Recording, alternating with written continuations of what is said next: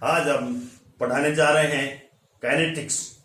Kinetics में भी आज हम पढ़ाएंगे आपको ऑर्डर ऑफ द रिएक्शन, अभिक्रिया की कोटि क्या होती है।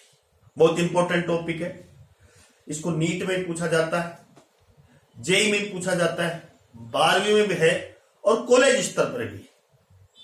तो कोटि किन्हें कहते हैं ये हम आपको समझा रहे हैं। कहते हैं ना first order, second order, third order, ये कोटियां होती है। ये क्या है, किसी भी रासायनिक अभिक्रिया की कोटि का तात्पर्य ये है अब उस अभिक्रिया के प्रयोग द्वारा निर्धारित समीकरणों, जो प्रयोग द्वारा निर्धारित समीकरण है, उनमें अभिकारकों के सांद्रता पद के घातांक के योग के बराबर कोटि होती है। मतलब कोई अभिक्रिया है, ठीक है, हम एग्जाम्पल समझाएंगे। उस अभिक्रिया में उसके लिए जो प्रयोग द्वारा निर्धारित वेग समीकरण है, उस वेग समीकरण में अभिकारकों की सांद्रता के घातांक के योग के बराबर उस अभिक्रिया की कोटि होते है। जितना घातांक है, पावर किस पर, वेग समीकरण में सांद्रता पद पर जितने घातांक है, एक है तो फर्स्ट ऑर्डर, दो तो सेकंड ऑर्डर, उसे हम अभिक्रिया की कोटि कहते हैं। अब उदाहरण से समझाएंगे और पुनः आपको इसको परिभाषित करने, कई तरह से परिभाषित करते हैं कोटि किन्हें कहते हैं, लेकिन पहले जो हम परिभाषा दे हैं किसी रासायनिक अभिक्रिया की कोटि, उस अभिक्रिया के लिए प्रयोग द्वारा निर्धारित वेग समीकरण, रेट इक्वेशन, प्रयोग द्वारा निर्धारित वेग समीकरणों में अभिकारकों की सांद्रता पदों के घातांकों, घातांक मतलब पावर के योग के बराबर होती है। हम एक बार और आपको ये कहना चाहेंगे, अब जो कोटि है वो एक प्रायोगिक राशि है। तो जो प्रयोग द्वारा किसी अभिकारक या अभिक्रिया के रेट इक्वेशन जो लिखते हैं, उसमें जो सांद्रता पद है उस पर कितने घात है, वही उस अभिक्रिया की कोटि होगा। फॉर एग्जाम्पल, उदाहरण के रूप में मान लीजिए ए प्रोडक्ट है, ए रिएक्टेंट है, पी प्रोडक्ट, ठीक है, ये कोई अभिक्रिया है, ए अभिकारक है, ये प्रोडक्ट, तो इसका रेट इक्वेशन होगा रेट के सी ए वन। आपको मालूम है समय के तो रेट कांस्टेंट है, सी ए वो उसकी एक्टिव कंसंट्रेशन है और इसकी घात कितनी है, 1।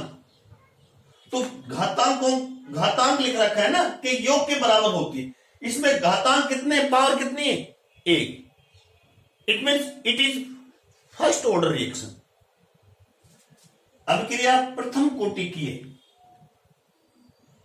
क्योंकि इसमें अभिक्रिया वेग अभिकारक की सांद्रता के प्रथम घात पर निर्भर करता है।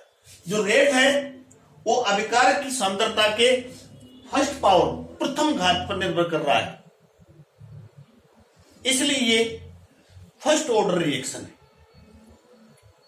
इसमें जो अभिकारक है उसका सांद्रता का घातांक कितना, 1, अर्थात अभिक्रिया वेग किसमें निर्भर कर रहा है, first power of reactant concentration, इसलिए it is the first order reaction. दूसरा एग्जांपल लेते हैं, मान लीजिए कोई अभिक्रिया A plus B P product, अभिक्रिया में अभिकारक ए और बी अभिक्रिया करके पी उत्पाद बनाते हैं, तो इस ऑर्डर कितना होगा, तो इसके रेट इक्वेशन लिखेंगे कि C11 और CB1, मतलब अभिकारक ए की पावर 1, अभिकारक बी की सांद्रता की पावर 1, तो कुल कितनी होगी, 2। योग के बराबर होता है, घातांकों के योग के बराबर होता है, तो 1 रेट 2, तो इसका मतलब ये सेकंड ऑर्डर अभिक्रिया क्या है, ये द्वितीय कोटि की अभिक्रिया है, ये सेकंड ऑर्डर रिएक्शन है, क्योंकि अभिक्रिया वेग अभिकारक ए और बी की सांद्रता के प्रथम घात के योग पर निर्भर करता है। मतलब एक 1 + 1 = 2, तो ऑर्डर कितना होगा? 2, द्वितीय कोटि की अभिक्रिया। अब इसी प्रकार के एक अन्य अभिक्रिया पर ध्यान दीजिए। मान लीजिए 2A अभिकारक है, P प्रोडक्ट, मतलब अभिकारक A के 2 अणु भाग ले रहे। क्या भाग ले रहे? 2 अणु भाग ले रहे। तो रेट क्या होगा?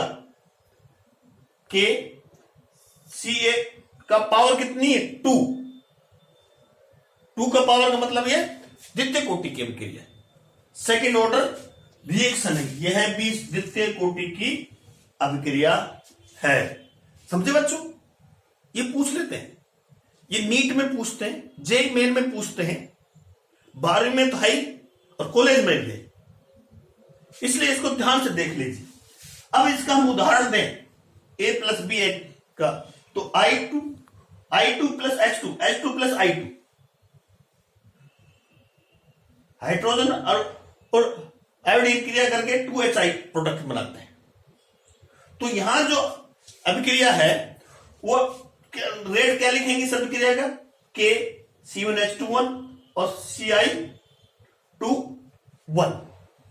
मतलब यह अभिक्रिया में ऑर्डर हाइड्रोजन के प्रति फर्स्ट ऑर्डर पे, आयोडीन के प्रति फर्स्ट ऑर्डर है, लेकिन कुल अभिक्रिया की कोटि कितनी है? 2।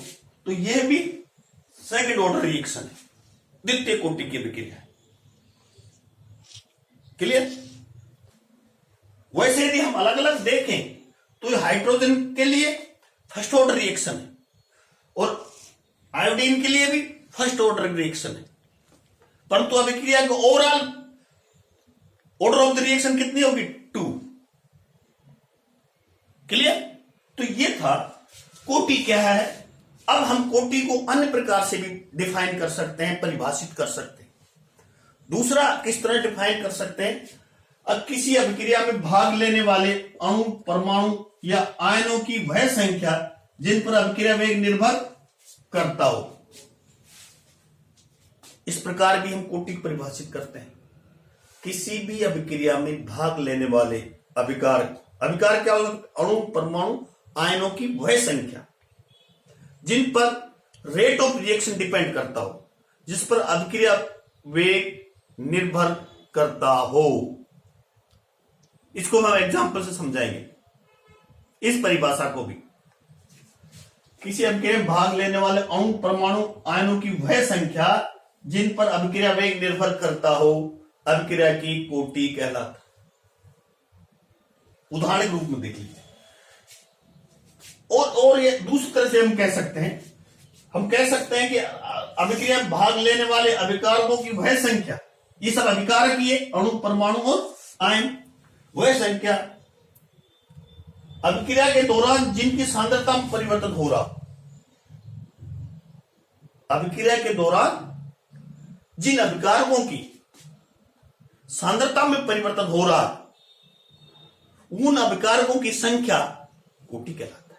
इस तरह से कह लीजिए, इस तरह से कह लीजिए, जिन पर अभिक्रिया वेग निर्भर करता हो, अभिक्रिया भाग लेने वाले अणु, परमाणु, आयन की वह संख्या जिन पर अभिक्रिया वेग निर्भर करता हो, या अणु, परमाणु, आयन की वह संख्या, या अभिकारकों की वह संख्या अभिक्रिया के दौरान जिनकी सांद्रता में परिवर्तन होता हो, इसका मतलब अभिक्रिया वेग निर्भर करता है, वो अभिक्रिया की कोटि कहलाता है।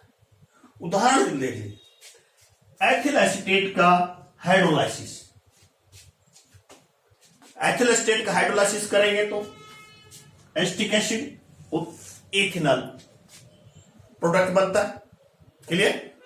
ये एथिल एसीटेट, ये वाटर है, इसका हाइड्रोलाइसिस करते हैं। तो इसका प्रायोगिक वेग समीकरण क्या होगा? क्योंकि प्रायोगिक राशि है, प्रायोगिक रेट इक्वेशन होगी KCH3COO2H5। यहां H2O नहीं है जिन पर अभिक्रिया वेग निर्भर करता हो। यहां के अभिक्रिया वेग एथिल एसीटेट की सांद्रता पर निर्भर करता है। जल की सांद्रता पर अभिक्रिया वेग यहां निर्भर नहीं करता। देखने में तो ये 2 अणु हैं, इसकी अणु संख्या 2 हो सकता है, परंतु कोटि 1 है, क्योंकि इस अभिक्रिया के प्रायोगिक वेग समीकरण से स्पष्ट है कि इस अभिक्रिया का वेग एथिल एस्टेट की सांद्रता पर निर्भर करता है, अर्थात एथिल एस्टेट की सांद्रता में परिवर्तन होता है,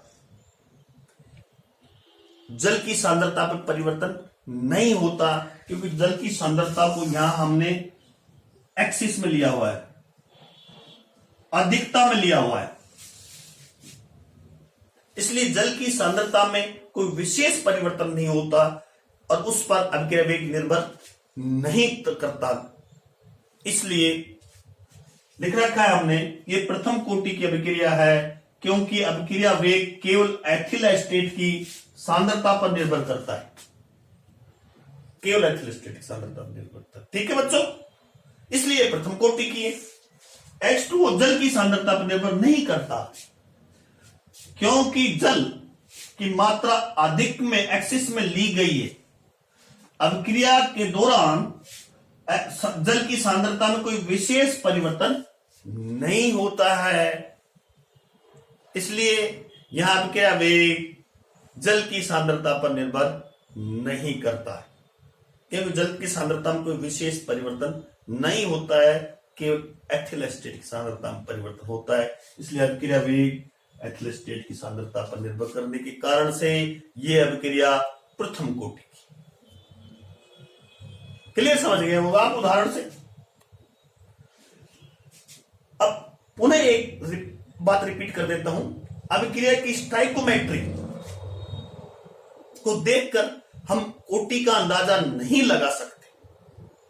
जैसे इसी में देखिए, अभिक्रिया की स्टाइकोमेट्री मतलब एक अणु एथिल एस्टेट है, एक अणु जल है, तो इसको देखकर, इस स्टाइकोमेट्री को देखकर हम इस कोटि का अंदाजा नहीं लगा सकते। अब ये फर्स्ट ऑर्डर है, क्योंकि कोटि पूर्णतः प्रायोगिक राशि है, एक्सपेरिमेंटल वैल्यू है, इसका निर्धारण केवल प्रयोग द्वारा ही संभव है। कोटि का निर्धारण, क्योंकि कोटि एक प्रायोगिक राशि है। क्लियर? हां, कोटि पूर्णांक हो सकती है, शून्य भी हो सकती है, और फ्रैक्शनल भी, भिन्नात्मक भी हो सकती है। कोटि पूर्णांक, भिन्नात्मक और शून्य भी हो सकती है।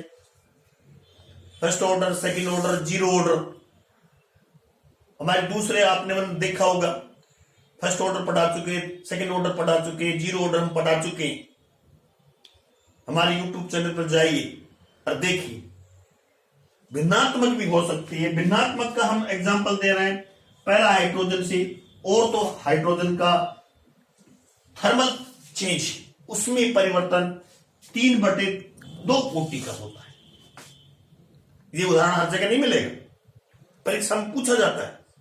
पहला हाइड्रोजन से और तो हाइड्रोजन का उसमें परिवर्तन, थर्मल चेंज 3/2 कोटि का होता है। ऑर्डर कितने हैं यहां? 3/2। तो इस प्रकार से हम एक कोटि को समझा सकते हैं कि अभिक्रिया की कोटि क्या है। एक प्रायोगिक राशि है, पूर्णतः प्रायोगिक राशि। समीकरण को देखकर, अभिक्रिया के समीकरण को देखकर अंदाजा नहीं लगा सकते। आप कमेंट्स जरूर करना, comments box. Thank you very much.